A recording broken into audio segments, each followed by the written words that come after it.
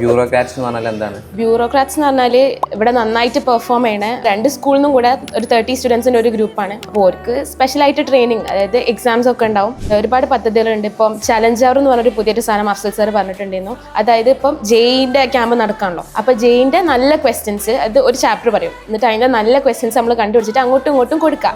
എന്നിട്ട് ഒരു 5 മിനിറ്റ്സ് തരും. അതിൻ്റെ ഉള്ളിൽ സോൾവ് ചെയ്തിട്ടില്ലെങ്കിൽ നമുക്ക് ഇങ്ങോട്ട് പണിഷ്മെൻറ്റ് കിട്ടും, അല്ലെങ്കിൽ നമ്മൾ അങ്ങോട്ട് പണിഷ്മെൻറ്റ് കൊടുക്കുക. അപ്പോൾ ഇതൊരു ഫൺ വേയിൽ നമ്മളെ പഠിപ്പിക്കാൻ വേണ്ടി ട്രൈ ചെയ്യുന്നുണ്ട്. മാത്രമല്ല എക്സാംസ് ഇപ്പോൾ നമുക്ക് എന്നും നടക്കുന്നുണ്ട്. അതായത് ഒരു 90 ക്വസ്റ്റ്യൻസിൻ്റെ എക്സാം, അതാണെങ്കിൽ നല്ല ലെവലുള്ള ക്വസ്റ്റ്യൻസ് ആണ് ഇപ്പോൾ തരുന്നത്. കാരണം നമ്മൾ അറ്റംപ്റ്റ് ചെയ്യാൻ പോകണല്ലോ. സോ അങ്ങനത്തെ ഒരുപാട് എക്സ്ട്രാ സാധനങ്ങൾ തരുന്നുണ്ട്. എങ്ങനെയാണ് നമ്മളൊരു ബ്യൂറോക്രാറ്റ് ആവാം? അതായത് നമ്മളിപ്പോൾ സ്റ്റാർട്ടിങ്ങിൽ തന്നെ, ഇതിപ്പോൾ എനിക്കറിയാം ഇതിനുള്ളിൽ ഇരിക്കുന്ന ആൾക്കാരൊക്കെ സ്റ്റാർട്ടിങ്ങിലേ ഹാർഡ് വർക്ക് ചെയ്തിട്ടുള്ള ആൾക്കാരാണ്. 10th വരെ ഒരു കുറച്ചെങ്കിലും ഒരു ബേസ് ഉള്ള ആൾക്കാർക്കാണ് നമുക്ക് എന്താ പറയുക +1 +2 എത്തുമ്പോൾ നന്നായിട്ട് പഠിക്കാൻ പറ്റുക. അപ്പോൾ അങ്ങനത്തെ ആൾക്കാരുള്ളതാണെന്ന് എനിക്ക് തോന്നുന്നത്. പിന്നെ റിപ്ലേസബിൾ ആണെന്ന് ചോദിച്ചാൽ ഓഫ് കോഴ്സ് റിപ്ലേസബിൾ ആണ്. കാരണം ഇപ്പം എൻ്റെ കൂടെ ഉള്ളവരുടെ മാറ്റം ഉണ്ടാവും. പക്ഷെ ഞാൻ ഇതുവരെ ഇറങ്ങിയിട്ടില്ല. പക്ഷെ ഇറങ്ങി ഒരുപാട് ആൾക്കാരുണ്ട്. ഇറങ്ങും കയറും അങ്ങനെ ഉണ്ട്. ചില ആൾക്കാർ അതിൽ കോൺസ്റ്റന്റ് ആയിട്ട് തന്നെ ഉണ്ടാവും.